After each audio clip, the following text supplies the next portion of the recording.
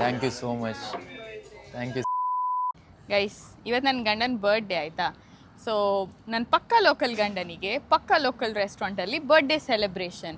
So ಇವ್ರಿಗೆ ಯಾರೆಲ್ಲ wish ಮಾಡ್ತಾರೋ ಎಂತೆಲ್ಲ ಕಾದಿತ್ತೋ ಬನ್ನಿ ನಾಚಿ ಆಗ್ತೊಂಡು ಮಾನ ಮರಿದು ಅಂತ ತೆಗಿಬಿಡ ಅಷ್ಟೇ.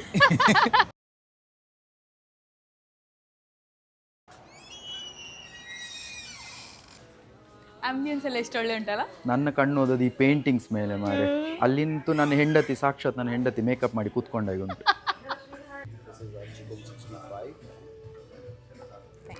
This is paneer veluli curry. Veluli means